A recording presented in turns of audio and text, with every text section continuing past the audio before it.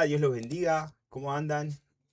Bueno, estamos con Hebreos 9, ¿sí? Un libro bastante eh, complicado, ¿no? Porque difícil de encontrar, se repite mucho. eh, y bueno, como se repite mucho, vamos a empezar a nombrar lo que ya se habló para que se vuelva a ese versículo. Y en ese versículo tenemos nosotros paralelismo con otros libros, ¿viste? Entonces vamos a empezar con el 9.1 que dice: Ahora bien, aún y el primer pacto tenía ordenanzas de culto y un santuario terrenal, ¿sí? Entonces, acá sigue con el 8, ¿sí? Que había terminado con que estaba el primer pacto, que es el Antiguo Testamento, y el Nuevo Pacto, que es el Nuevo Testamento, ¿no? En el 8 lo veíamos diferenciado, ¿bien? Y nombraba un versículo, ¿sí? El capítulo 8, eh, que era Jeremías, ¿sí? Eh, que es lo que más abarca, eh, que Jeremías decía, ¿sí? Que va a haber un nuevo pacto, y este nuevo pacto es el que hizo Dios con, eh, primeramente con Israel, y este nuevo, que es el pacto que hizo con Israel cuando sale de Egipto, y el nuevo pacto es el que hace ahora con todos, no con solo un pueblo, una nación, sino con todo el mundo, por medio del sacrificio de Jesús, ¿sí? Que cuando Jesús dice: este es mi nuevo pacto, dice, ¿sí? Este pan es mi carne, esta copa de vino es mi sangre, ¿no? En la Santa Cena. Entonces, el primer pacto tenía ordenanzas de culto y un santuario terrenal, ¿sí? Dios ordenó la forma en que se debía ministrar en el santuario, ¿sí? Dios lo ordenó, se lo dijo a Moisés, ¿sí? Y dice acá: y harán un santuario para mí, Éxodo 25:8, y habitaré en medio de ellos, ¿sí? Eh, si nosotros seguimos leyendo, si leímos Éxodo, vemos que Dios le da todo detallado de cómo tenían que ser las cosas, ¿sí? Y esos detalles que da Dios quiere decir que son figuras, son sombras de un santuario celestial. Pero acá hay un santuario terrenal, ¿sí? Es un santuario porque Dios habita ahí, ¿sí? Habitaba en ese santuario, y esto lo repito y lo voy a repetir siempre.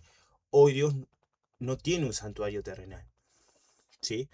No hay un sacerdote que esté en un santuario en el que habite Dios, ¿sí? Hoy Dios habita en cada uno de nosotros. Somos templo, ¿sí? Eh, Más adelante vamos a ver, entonces, pero acá como que nos ponemos a pensar, ¿no? Bueno, si nosotros somos templo, ¿por qué vamos a la iglesia? Porque hoy muchos nos dicen: no, ¿para qué voy a ir a la iglesia si Dios habita en mí? Tiene razón, pero no muchas, ¿sí? Hebreos lo dice más adelante, ¿sí? Si quieren adelantar, vayan. Yo obviamente lo voy a hacer un poco más detallado. Porque el tabernáculo estaba dispuesto así. En la primera parte, llamada el lugar santo, estaban el candelabro, la mesa y los panes de la proposición. Acá ya empieza a dar un detalle del tabernáculo en el Antiguo Testamento, ¿sí? Eh, y ahora vamos a ver las citas que respaldan esto que está diciendo el autor de Hebreos, ¿no? Y bueno, yo acá puse Éxodo 25:23. Harás asimismo una mesa de madera de acacia, ¿sí? La mesa. Y bueno, da la longitud. Ven que da todo detallado para que se haga, ¿sí? Que bueno, los detalles no están en centímetros ni metros, sino están en codos, ¿sí? Que bueno, tiene una medida en los codos eh, en la antigüedad, ¿sí? Lo estoy googleando. Y son de aproximadamente 45 centímetros, un codo, ¿sí? Así que bueno. Entonces esta mesa tenía 90 centímetros, ¿sí? ¿Está bien? Tenía 90 centímetros, 45 de ancho, ¿sí? Y la altura de un codo y medio más o menos sería 60 y pico centímetros de altura, ¿sí? ¿Y qué dice ahí? Y pondrá sobre la mesa el pan de la proposición delante de mí continuamente, ¿sí? Esto de los panes era continuo, ¿sí? ¿Qué es esto? El lugar santo, no el lugar santísimo. Y acá dice, el candelabro, ¿sí? Y acá harás además un candelabro de oro puro, labrado a martillo será el candelero, su pie, su caña, sus copas, sus manzanas y sus flores serán de lo mismo, ¿sí? Yo he visto videos en YouTube donde te explican muy lindo, como una maqueta, ¿sí? Cómo era el tabernáculo, si ustedes quieren verlo para tener más detalle y compararlo con lo que dice Hebreos, ¿sí? Después continúa el 9:3. Tras el segundo velo estaba la parte del tabernáculo llamado el lugar santísimo, ¿sí? Y acá yo no agregué nada porque el versículo ya me lo está diciendo, ¿sí? En el 26:33 dice, y pondrás el velo debajo de los corchetes y meterás allí del velo adentro el arca del testimonio. Y aquel velo os hará separación entre el lugar santo y el santísimo, ¿sí? Entonces, nada más tenía que mostrar esto, ¿sí? Que hay un lugar santísimo. Estaba dividido el tabernáculo, ¿sí? Por un velo, ¿está bien? Entonces lo que está diciendo está acá en Éxodo 26:33. Vamos con el 9:4. Este lugar, ¿sí? El lugar santísimo, tenía un incensario de oro, ¿sí? Y acá el tema del incensario, ¿sí? Esa discusión porque no estaba dentro del lugar santísimo, ¿sí? Pero cuando leemos Levítico dice, tomará un incensario lleno de brasas, de fuego, del altar de delante de Jehová, y sus puños llenos del perfume aromático molido, y lo llevará detrás del velo, ¿sí? Entonces, cuando el sacerdote entraba al lugar santísimo, tenía que generar un humo, ¿sí? Y lo generaba con este incensario. Este incensario, ¿dónde estaba? Estaba en el lugar santo. Pero cuando el sumo sacerdote entraba en el lugar santísimo, tenía que usar este incensario para entrar, ¿sí? Eh, quiero leer un poco más de Levítico 16:12, ¿sí? Si ustedes quieren, vayan buscándolo, pongan pausa. Levítico 16:12 dice, y pondrá el perfume sobre el fuego delante de Jehová, y la nube del perfume cubrirá el propiciatorio que está sobre el testimonio, para que no muera, ¿sí? Eh, entonces ahí que está diciendo que tiene que hacer, tomará luego la sangre del becerro y rociará con su dedo hacia el propiciatorio al lado oriental, hacia el propiciatorio esparcirá con su dedo 7 veces de aquella sangre. Sí, estaba dando las pautas, ¿no? Para que eh, el culto en el Antiguo Testamento, cómo se hacía, ¿no? Todas las pautas. Y si esto se hacía mal, generaba la muerte, ¿no? A veces los vemos como muy, eh,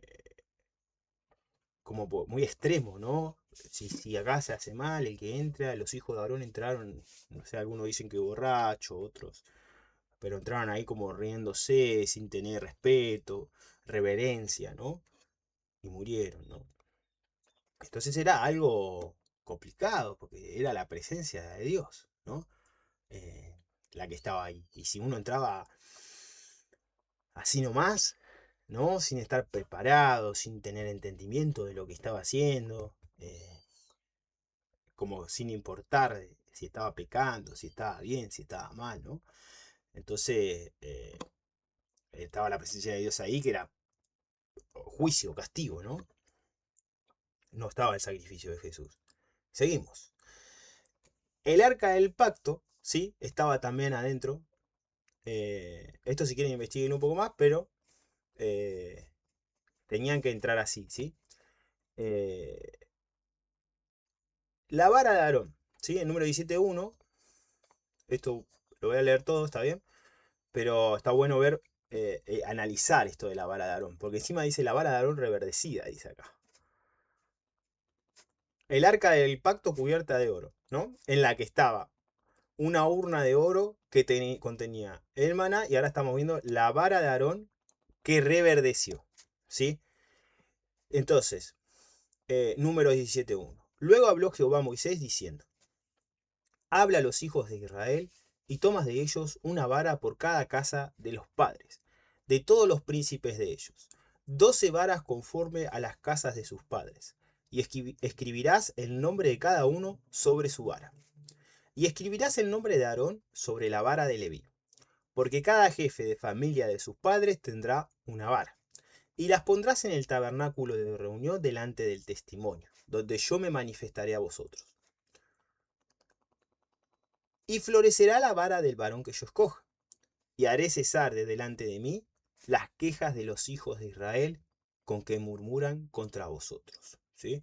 O sea que todos murmuraban contra Moisés y contra Aarón. ¿Sí? Entonces, ¿qué dijo Dios? 12 varas, la tribu de Leví era la de Moisés y Aarón, era de su descendencia, ¿no? Y Moisés habló a los hijos de Israel. Y todos los príncipes de ellos le dijeron, le dieron varas.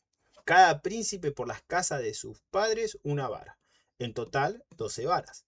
Y la vara de Aarón estaba entre las varas de ellos. Y Moisés puso las varas delante de Jehová en el tabernáculo del testimonio. Y aconteció que el día siguiente vino Moisés al tabernáculo del testimonio, y he aquí que la vara de Aarón de la casa de Levi había reverdecido, y echado flores, y arrojado renuevos, y producido almendra. Era una vara de un almendro, ¿no? Entonces sacó Moisés toda la vara delante de Jehová a todos los hijos de Israel, y ellos lo vieron, y tomaron cada uno su vara. Y Jehová dijo a Moisés: vuelve la vara de Aarón delante del testimonio, para que se guarde por señal a los hijos rebeldes, y hará cesar sus quejas de delante de mí, para que no muera. E hizo Moisés como le mandó Jehová, así lo hizo, ¿no? Entonces también acá pide Dios que se guarde esa vara reverdecida.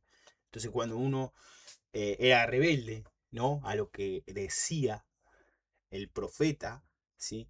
El, el gobernador, el juez que haya puesto Dios sobre el pueblo, ¿no? Le decía, bueno, fíjate que está la vara ahí, ¿sí? No seas rebelde. Mirá lo que hizo Dios como milagro para aquellos que no querían creer, para aquellos que no se sujetaban a lo que decía Aarón, ¿sí? ¿Te sujetás a lo que dice el pastor? ¿Te sujetás o sos rebelde? ¿Sí? Lo que dice el pastor en la iglesia también tiene que estar de acuerdo con la Biblia, ¿no? Siempre digo eso. Pero bueno, creo que se entendió, ¿no? Es como que marcaba la rebeldía del pueblo esto. Y también esto también me hace acordar, es un agregado que se me vino a la mente, pero cuando tiraron suertes para elegir a Matías, si no recuerdo mal, esto no está estudiado, no está analizado, pero creo que era Matías, el discípulo que eligieron, que tiraron suertes, muchos piensan que fueron así con las varas también, para ver quién era el nuevo apóstol. Pero ¿qué pasa? Eh, Dios no dio la orden. Acá Dios dio la orden y hizo un milagro, ¿sí? Porque una vara que no está plantada en tierra, ¿sí? Una vara que no tiene raíz, que no se regó, ¿sí? ¿Cuánto hay que esperar para ver flores, ¿sí? Para ver hojas.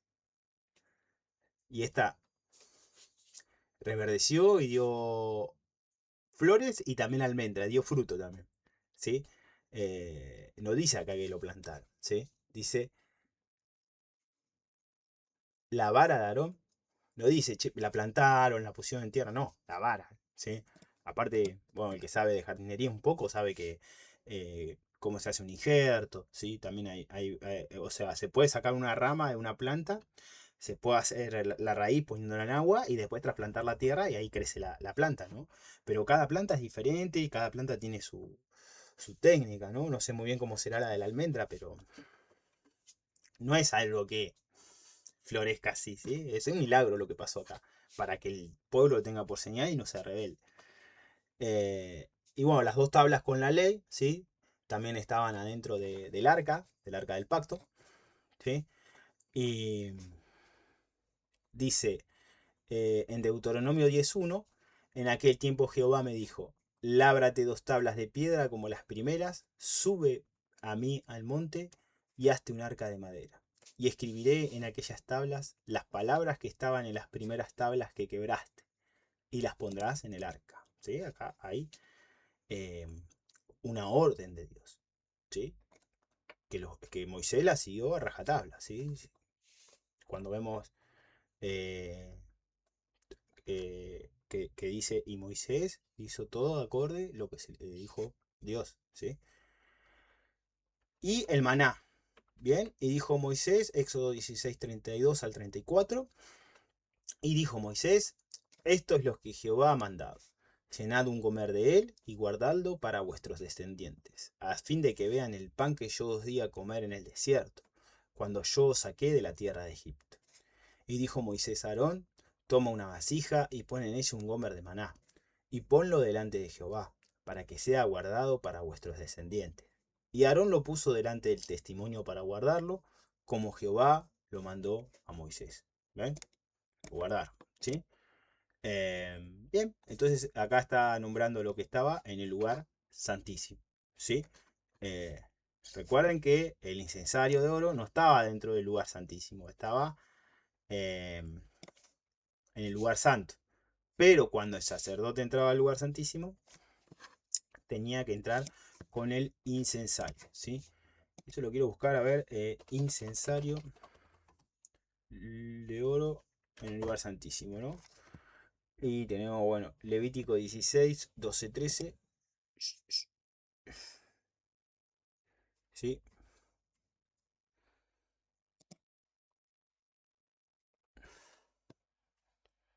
Es el día de la expiación, ¿sí?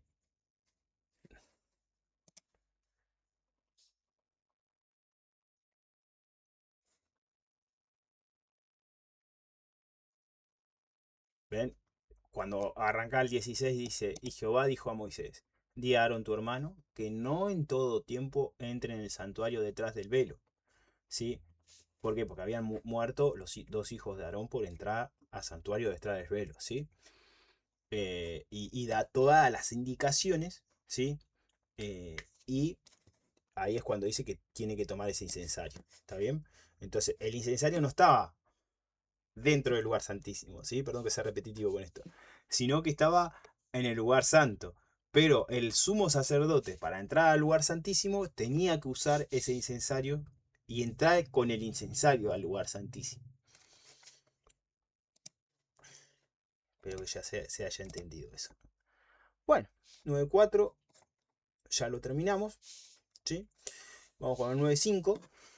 Y sobre ella los querubines de gloria que cubrían el propiciatorio, de las cuales cosas no se puede ahora hablar en detalle. ¿Ven? Bueno, los querubines, Éxodo 25, 18 al 20, dice, harás también dos querubines de oro, labrados a martillo los harás en los dos extremos del propiciatorio, harás pues un querubín en un extremo y un querubín en el otro extremo.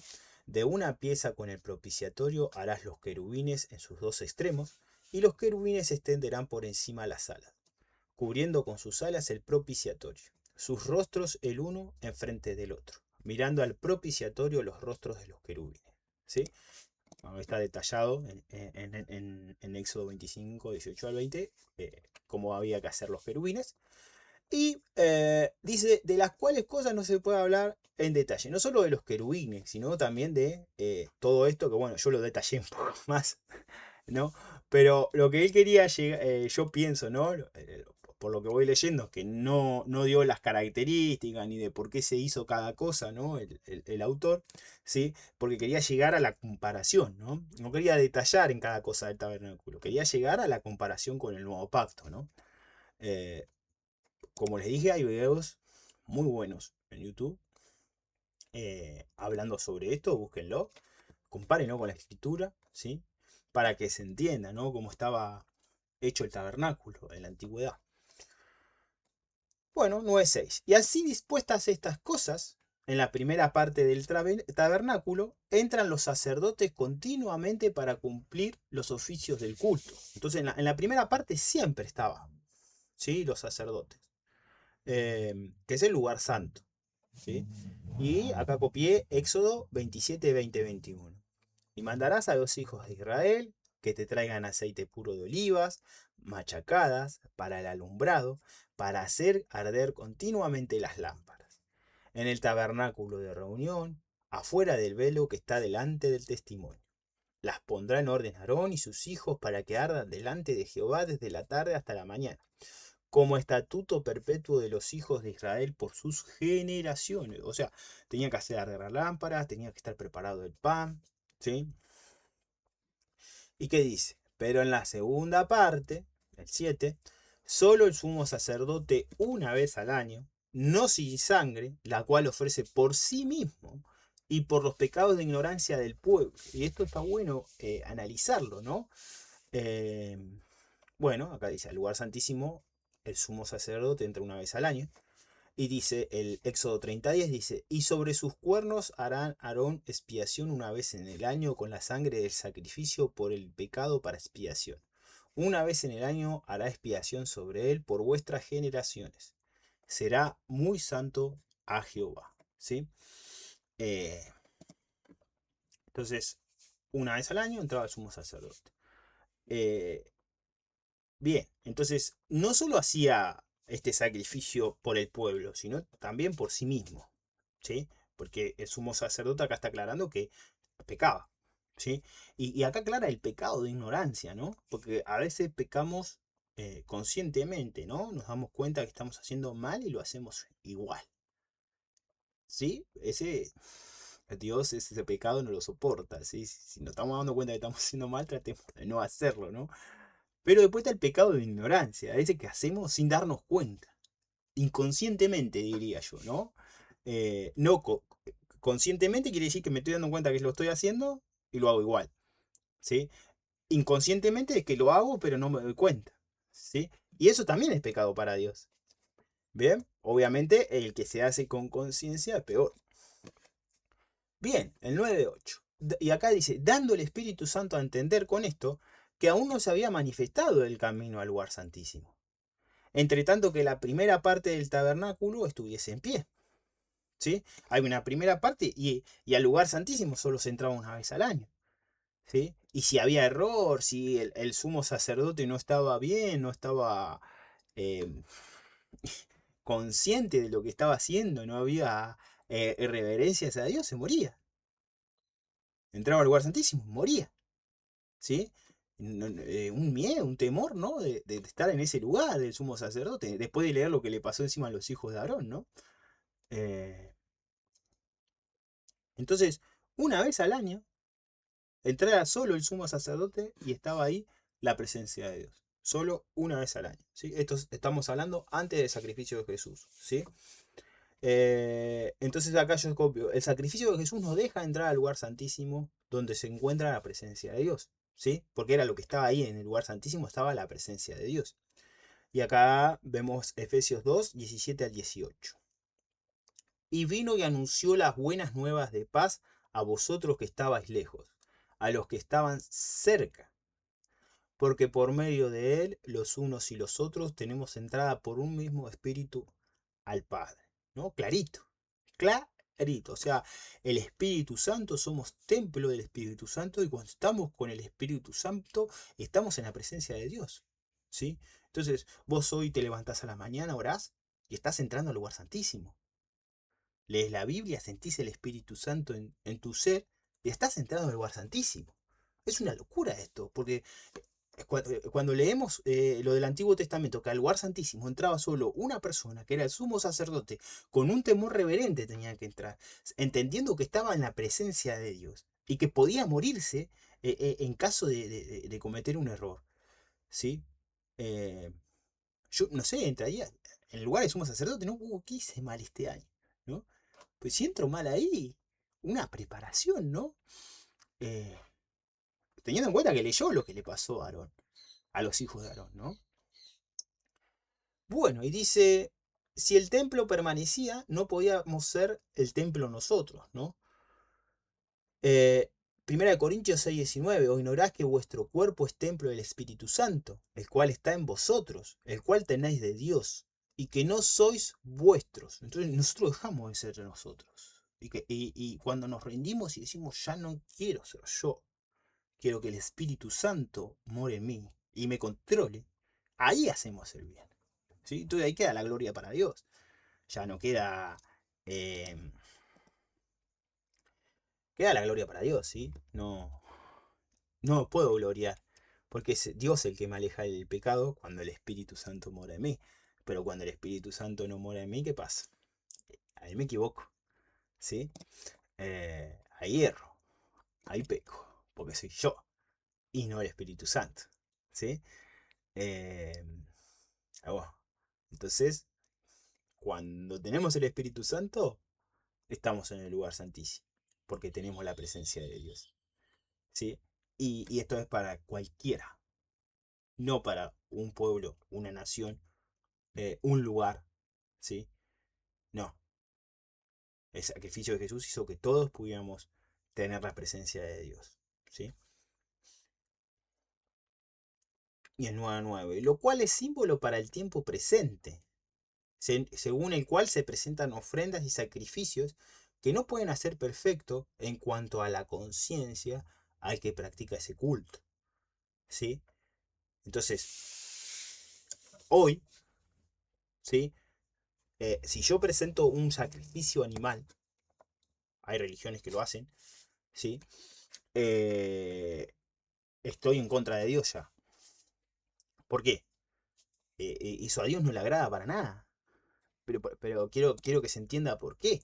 Porque sacrificó a su hijo. ¿Se entiende? Entonces, yo tengo que tener en cuenta el sacrificio de Jesús.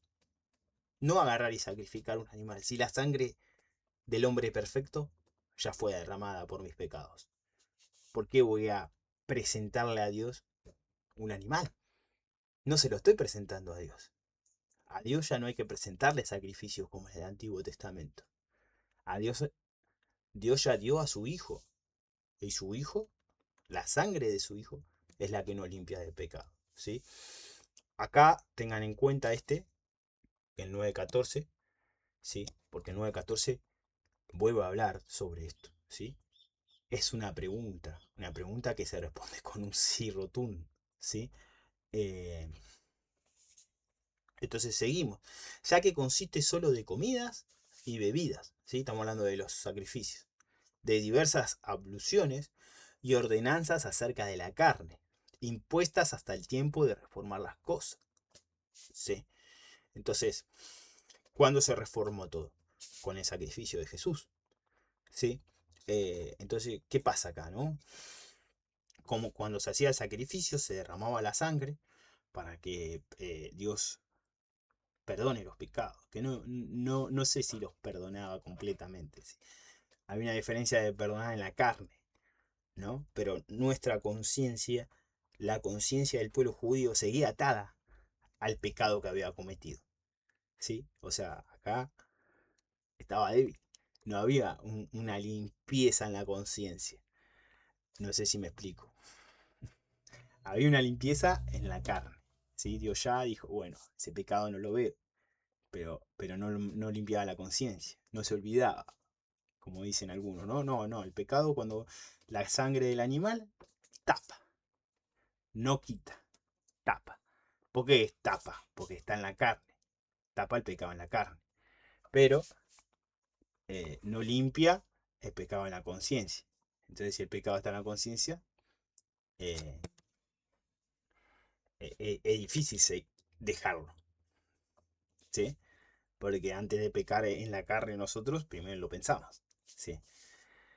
Ya que consiste solo de comidas y bebidas de diversas abluciones y ordenanzas acerca de la carne, impuesta hasta el tiempo de reformar las cosas, ¿sí? Entonces acá pongo que los mandamientos sobre el tabernáculo ya quedaron obsoletos. ¿Con qué? Con el sacrificio de Jesús, ¿sí? Entonces acá yo pongo Colosenses 2, 16 y 17. Por tanto, nadie os juzgue en comida o en bebida, o en cuanto a días de fiesta, luna nueva, o días de reposo.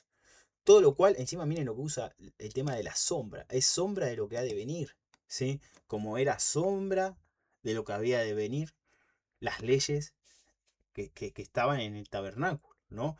El oficio que tenía el sacerdote, ¿sí?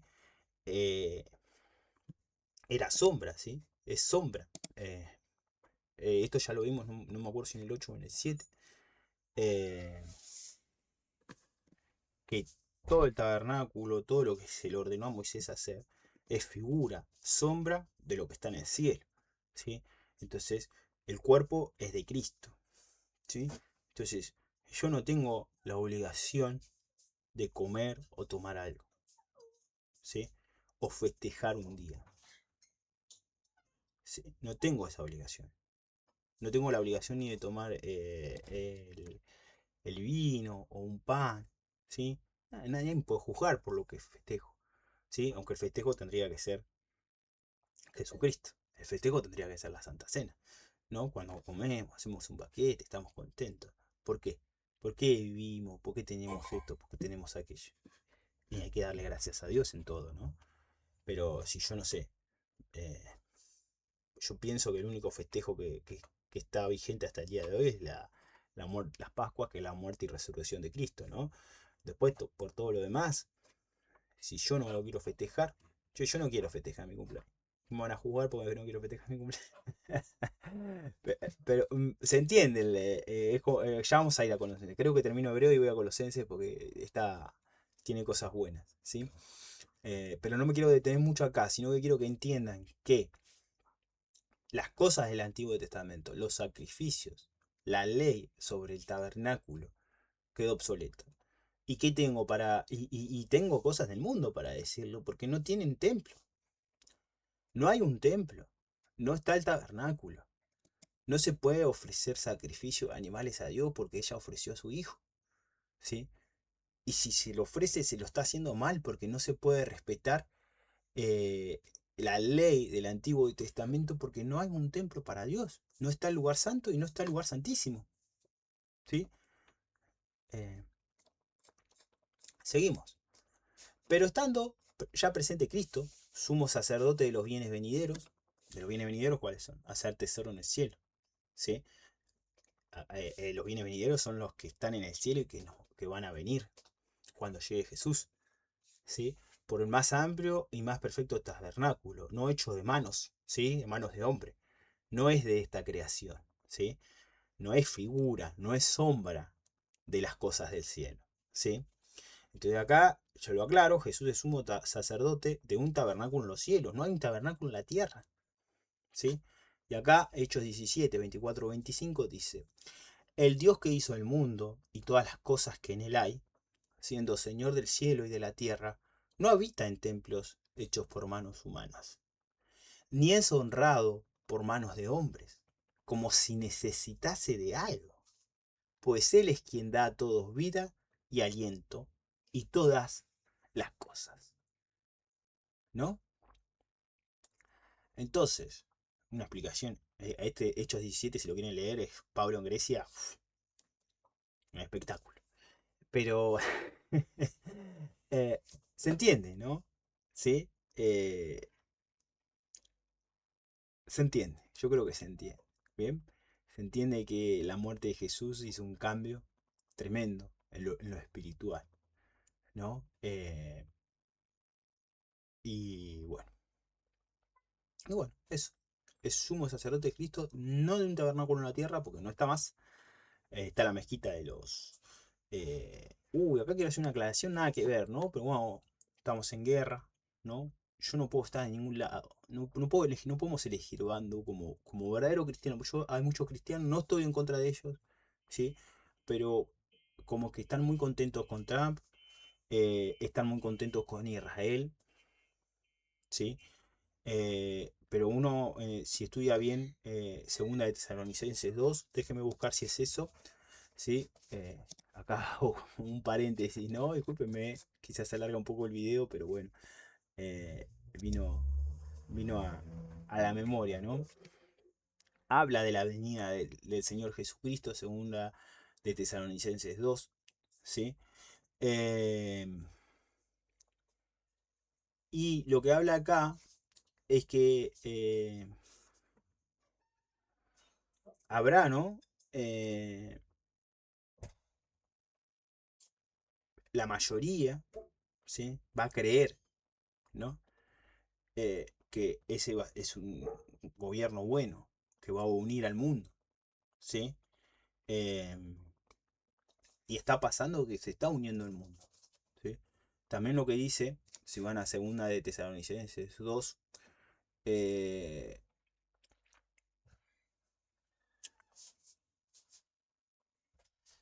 4, segunda de Tesalonicenses 2, 4, ¿sí? Dice, el cual se opone y se levanta contra todo lo que se llama Dios o es objeto de culto, tanto que se sienta en el templo de Dios como Dios, haciéndose pasar por Dios. O sea, ¿este anticristo se va a sentar en el templo de los cielos? No. ¿Dónde está Jesucristo? ¿Como sumo sacerdote? No. Entonces va a haber un templo terrenal un tercer templo, ¿sí? Eh, Se va a sentar en ese tercer templo. O sea, lo que me está diciendo acá es que la mezquita no va a estar más. Y estamos llegando a eso, a sacar la mezquita, a que se cree otro tabernáculo acá en la tierra, ¿sí? Pero estudiando esto, ¿sí? Estudiando esto nos damos cuenta que Jesús tiene un tabernáculo en los cielos. La Israel ya no es la Israel de la tierra, es la que viene de arriba, ¿sí? Entonces, tengamos cuidado, ¿sí? Prestemos atención, ¿sí? Yo tampoco estoy del lado de Irán, es obvio que no estoy del lado de Irán, no estoy del lado de los musulmanes, no los defiendo, ni sus leyes, ni nada. Es más, creo que vi a la gente en Irán festejando que mataron al presidente, por algo debe ser, ¿sí? Por algo debe ser que festejaba, bien no vivía, ¿sí? Tampoco te voy a decir que estoy del lado de Maduro, no, yo no estoy de ningún lado. Como dicen acá, palabra de barrio, yo no compro con ninguno. Yo compro con Jesucristo nomás, ¿sí? Entonces, pero observemos bien los tiempos, ¿sí? Tampoco estoy diciendo que está bien que haya guerra, pero bueno, ¿qué dijo Jesús? Guerra y rumores de guerra no pararemos de escuchar, ¿sí? Entonces, hay un tabernáculo en los cielos. Cuando se construya acá, ya saben quién se va a sentar, ¿eh? No se va a sentar Jesús. No lo tengamos por Salvador, aunque pareciera que sí, y todos están ahí con Trump, oh, Trump, sí. Y después están los otros, la mayoría, bueno, son de izquierda, que están con Irán, ¿no? Ni vivieron en Irán, no saben cómo viven las personas en Irán, no saben las leyes que tienen, ¿no? Porque defienden el feminismo y defienden a Irán, ya es una incoherencia completamente. Pero yo no estoy del lado de ninguno, ¿sí? Solo les pido que vean, ¿sí? Observen los tiempos, ¿sí? Porque cuando todo parezca que está todo unido, que está todo bien, ahí llegan los últimos tiempos, ¿sí? Estén atentos. Y dice, y no por sangre de machos cabríos ni de becerros, sino por su propia sangre. Entró una vez para siempre en el lugar santísimo, habiendo obtenido eterna redención, ¿no? Jesús ofreció su propia sangre para que nuestros pecados sean perdonados, ¿sí? Él se ofreció. Él fue cuando le decimos cordero, el cordero inmolado, ¿sí? Se ofreció a sí mismo como hombre. Y acá yo recuerdo, ¿no? Porque cuando vamos y leemos a Abraham presentando a su hijo, si mal no recuerdo, Isaac, perdóname, esto tampoco está estudiado, pero es símbolo, ¿no? Es como una representación del sacrificio de Jesús. También le enseñaba al pueblo judío a no sacrificar a sus hijos, que después lo hicieron, ¿sí? Pero hay una enseñanza, no sacrifiques a tu hijo. Yo voy a poner al mío, dijo Dios.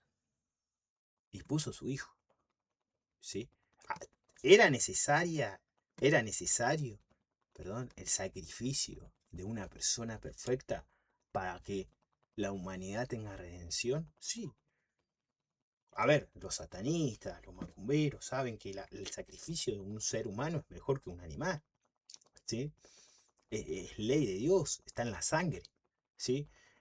Más adelante vamos a ver el tema de la sangre, ¿no? Que está especificado en Levítico, cuando le dice Dios que no coman de la sangre, porque ahí está la vida, ¿está bien? Entonces la sangre tiene vida, entonces en vez de mi vida, en vez de morir yo por mis pecados, hay un suplente, ¿sí? Ya lo vamos a ver, ya lo vamos a ver.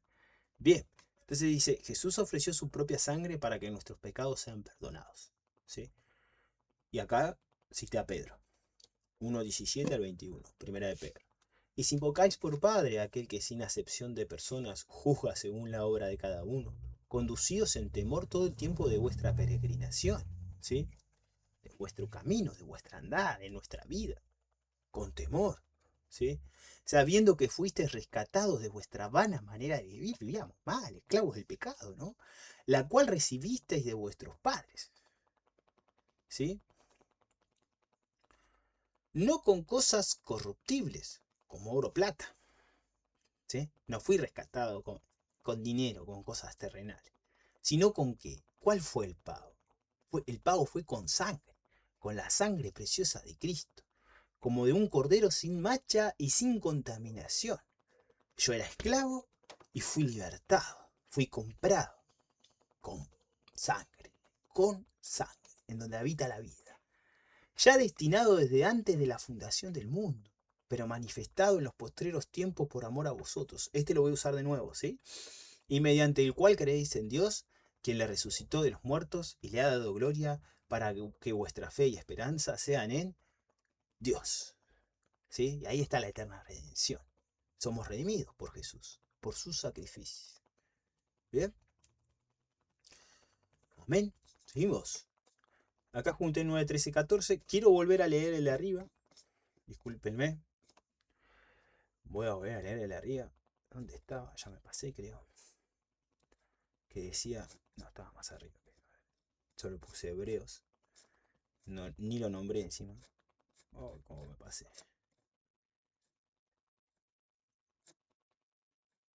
Acá.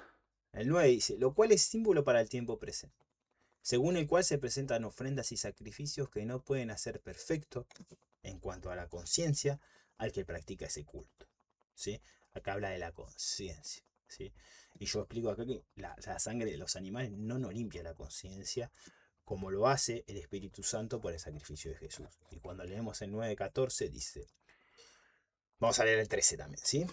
Porque si la sangre de los toros y de los machos cabríos y las cenizas de la becerra, rociadas a los inmundos, santifican para la purificación de la carne, ¿sí? Cuanto más la sangre de Cristo, ¿sí? O sea, purifica la carne también, el cual mediante el Espíritu Eterno se ofreció a sí mismo sin mancha a Dios. Limpiará vuestras conciencias de obras muertas para que sirváis al Dios vivo. Entonces acá hay una limpieza del pecado en nuestra cabeza. ¿Para qué? Y para que sirvamos a Dios. ¿Sí? Acá claro que la sangre de Cristo purifica la carne y la conciencia, ¿no? Y acá yo cito de vuelta de primera de Pedro 3, 21, 22. Dice, el bautismo que corresponde a esto ahora nos salva, ¿sí? No quitando las inmundicias de la carne, sino como la aspiración de una buena conciencia hacia Dios. ¿Por quién? Por la resurrección de Jesucristo, quien habiendo subido al cielo, está a la diestra de Dios, y a él están sujetos ángeles, autoridades y potestades. ¿Sí? Entonces, lo que no pasaba en el Antiguo Testamento era que no estaba limpia la conciencia. Entonces, al no estar limpia la conciencia, el pensamiento era solo pecar, era ser esclavo del pecado. Pero el sacrificio de Jesús, junto al Espíritu Santo que mora en nosotros, limpia la conciencia y eso hace que podamos servir a Dios.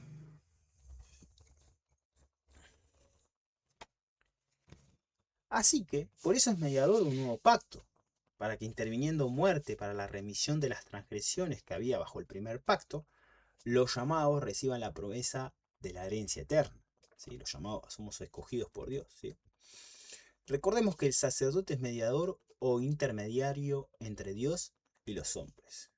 Tenemos la vida eterna por el sacrificio de Jesús. Entonces ahora tenemos un sumo sacerdote que es intermediario. ¿Sí? Acá vuelvo a citar a Timoteo. ¿Sí?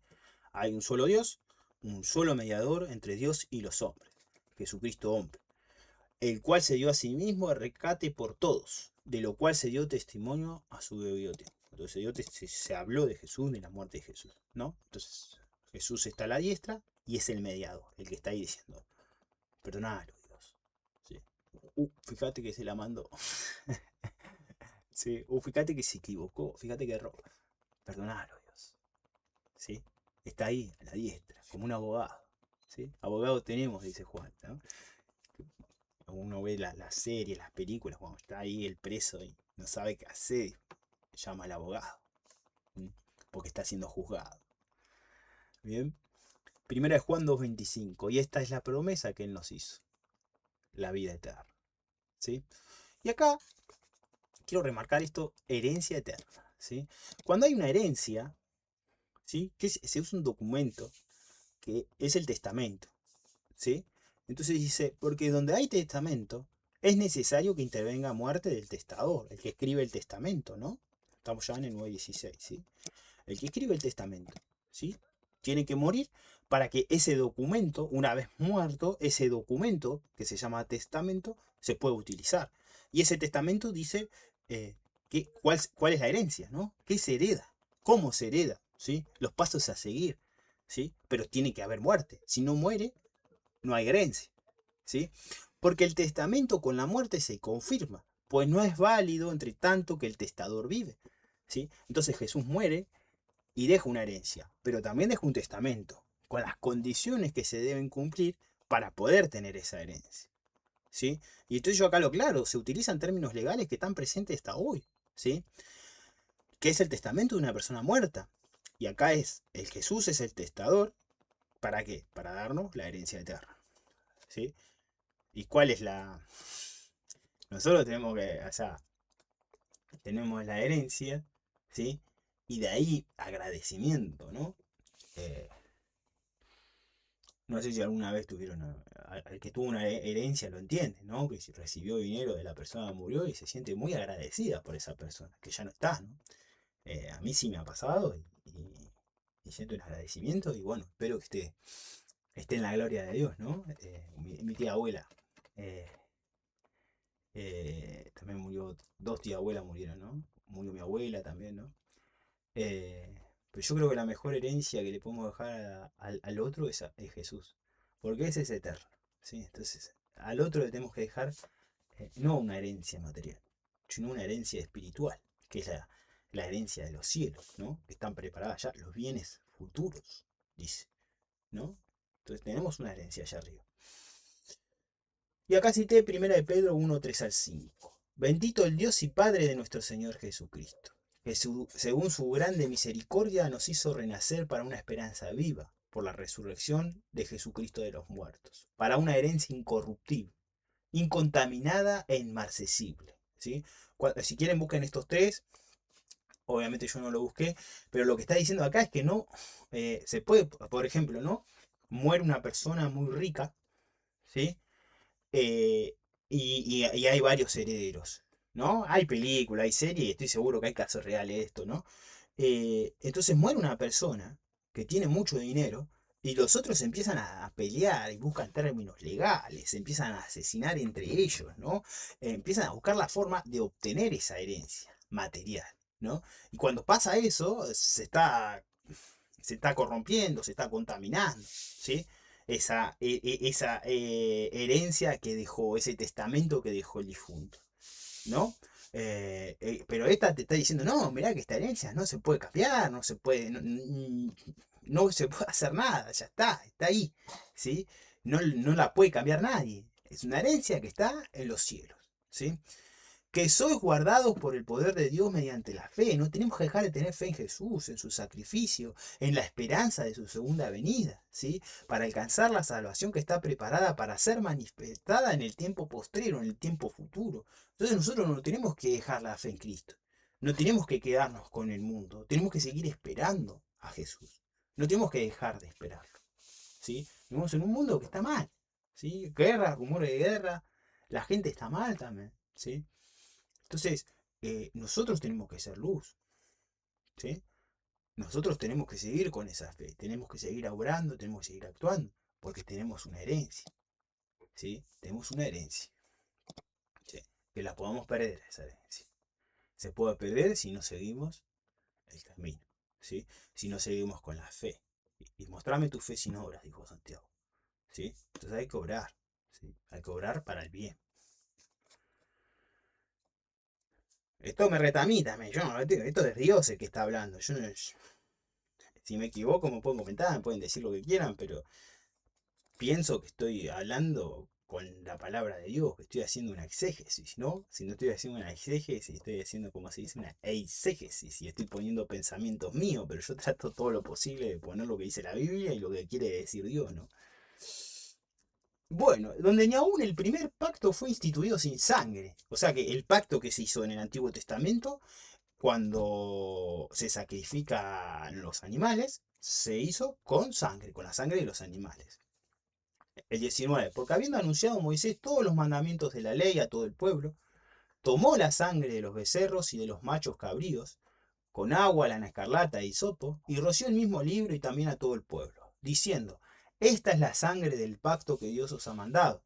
Y además de esto, roció también con la sangre el tabernáculo y todos los vasos del ministerio. ¿Sí?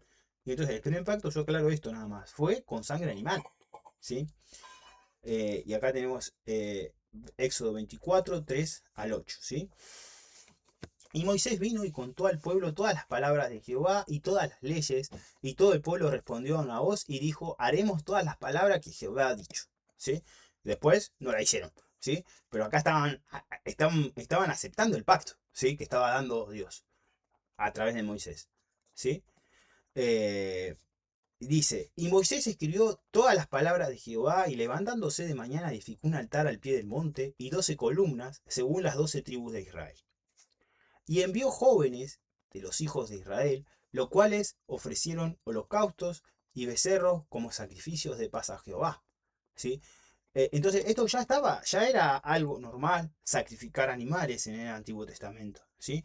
Para los dioses también paganos se hacía lo mismo, se sacrificaba, pero Dios decía, lo tienen que hacer así porque si no sería como que lo están sacrificando para los otros dioses, ¿no? Con D minúscula, ¿sí? Entonces, porque son demonios, ¿sí? Los otros dioses de minúscula son demonios, ¿sí? Entonces Jehová decía, no, lo tienen que hacer acá en el tabernáculo, lo tienen que hacer como yo les digo, y ahí acepto ese sacrificio, porque si no, yo no lo voy a aceptar si no se hace como yo digo, ¿sí? Y Moisés tomó la mitad de la sangre y la puso en tazones y esparció la otra mitad de la sangre sobre el altar. Y tomó el libro del pacto y lo leyó a oídos del pueblo, el cual dijo, haremos todas las cosas que Jehová ha dicho y obedeceremos. O sea, están aceptando el pacto, ¿sí? Si yo hago un pacto entre dos personas, los dos lo tenemos que aceptar y se tiene que firmar, ¿sí? Ahora acá se está haciendo un pacto del pueblo de Israel con Dios y están aceptando que van a hacer esas cosas. Obedeceremos, dice. Entonces Moisés tomó la sangre y roció sobre el pueblo y dijo, he aquí la sangre del pacto que Jehová ha hecho con vosotros sobre todas estas cosas, ¿sí? Entonces el primer pacto tuvo sangre de animales. Y acá ven, y casi todo es purificado, según la ley, con sangre. Y sin derramamiento de sangre no se hace remisión, no hay perdón de pecado. ¿Sí? En la sangre está la vida. Nuestra redención es por la sangre de Jesús. Jesús derramó toda su sangre, ¿sí? Para, para que nosotros podamos ser perdonados. ¿Está bien? Y acá el Levítico 17:11, como les dije, está hablando de cuando se come, pero está dando un detalle de la sangre, ¿sí? Porque la vida de la carne, la vida de cualquier carne, en la sangre está, ¿sí? Si no fluye la sangre, no late el corazón, no bombea, no va la sangre a todas las extremidades, yo no me puedo mover, no puedo hacer nada, ¿sí?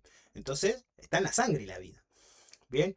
Y yo la he dado para hacer expiación sobre el altar por vuestras almas, y la misma sangre hará expiación de la persona, ¿sí? Entonces, en la sangre está la vida, y por la sangre hay remisión de pecados, ¿sí?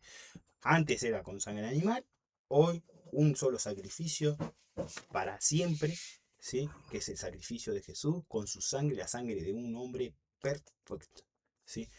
Nos acerca al, a la presencia de Dios, ¿sí? Por medio del Espíritu Santo.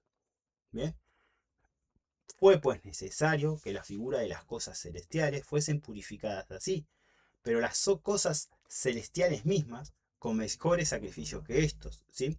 Las figuras, ¿sí? Todo el tabernáculo, el lugar santo, el lugar santísimo, figura del tabernáculo en el cielo, ¿sí? Eh, y se purificaba con la sangre de animales. Pero el tabernáculo celestial debía ser purificado con la sangre del hombre perfecto, ¿sí? Hebreos 9, 11 al 14, que ya lo analizamos, no lo quiero volver a analizar, pero vamos a leer, ¿sí? Hebreos 9, 11 al 14. Pero estando ya presente Cristo, sumo sacerdote de los bienes venideros, por el más amplio y más perfecto tabernáculo, no hecho de manos, no de esta creación, y no por sangre de machos cabríos ni de becerros, sino por su propia sangre, entró una vez para siempre en el lugar santísimo, habiendo obtenido eterna redención. Porque si la sangre de los toros y de los machos cabríos y la ceniza de la becerra rociadas a los inmundos, santifican para la purificación de la carne, cuanto más la sangre de Cristo, el cual mediante el Espíritu eterno se ofreció a sí mismo sin mancha a Dios. Limpiará vuestras conciencias de obras muertas para servir a Dios. Bien, ¿sí? Vuelvo a hablar de las figuras, ¿sí? Porque no entró Cristo en el lugar, perdón, vamos nuevo. Porque no entró Cristo en el santuario hecho de mano, figura del verdadero, sino en el cielo mismo, para presentarse ahora por nosotros ante Dios. ¿Sí? Jesús es el sumo sacerdote del tabernáculo en los cielos. Fíjese que es repetitivo hebreo. Bien. Y acá yo nombro Hebreos 8, 1, 2, que lo pueden ir a leer. Ahora bien, el punto principal de lo que venimos diciendo es que tenemos tal sumo sacerdote, el cual se sentó a la diestra del trono de la majestad de los cielos, ministro del santuario y de aquel verdadero tabernáculo que levantó el Señor y no el hombre. Bien, vamos bien. ¿Sí? Y no para ofrecerse muchas veces, como entra el sumo sacerdote en el lugar santísimo cada año con sangre ajena. ¿Sí? El sacrificio de Jesús es único y suficiente. No necesita hacerse anualmente, porque su sangre es perfecta y no se compara a la sangre de los animales. ¿Sí? Con sangre ajena quiere decir que con la sangre de animales, no con su propia sangre, no se mataba. Porque no, si se mataba el sumo sacerdote, todos los años tenía que morir una persona. ¿Sí? Y que esa sangre igual no iba a ser suficiente porque tenía pecado. La sangre de los animales no tiene pecado porque el animal no tiene poder de decisión, ¿sí? No tiene raciocinio. Eso nos diferencia de los animales. Y acá repito 9.2, y no por sangre de machos cabríos ni de becerros, sino por su propia sangre. Entró una vez para siempre en el lugar santísimo, habiendo tenido eterna redención. ¿Sí? Sigue repitiendo cosas, ¿sí? Es repetitivo hebreo para que se entienda. ¿Sí? En la enseñanza un maestro lo sabe, que la repetición es una de las mejores enseñanzas, pero no una repetición de, ¿no? Es repetición de decir, bueno, te enseño esto y después lo explico de otra manera para que se entienda eso mismo, ¿no? Entonces de esa manera se entiende, pero no repetitivo, repetitivo que de memoria, no. Se explica de otra manera y si es posible de otra manera más para que se comprenda y quede grabado, ¿no? Tengamos en cuenta que este es el único libro que habla de estos temas, ¿sí? Eh, si bien hay otro, podemos hacer mención eh, con otros libros, pero acá Jesús sumo sacerdote, tabernáculo en los cielos, no hay otro libro que hable de esto, ¿sí? Bien, 9.26. De otra manera le hubiera sido necesario padecer muchas veces desde el principio del mundo, ¿sí? Como le dije recién, tendría que haber muerto desde el principio del mundo hasta ahora todos los años Jesús, ¿no? Pero ahora en la consumación de los siglos, dice, ¿no? En la consumación de todos los tiempos, ¿no? Qué gran importancia le da el sacrificio de Jesús esto, ¿no?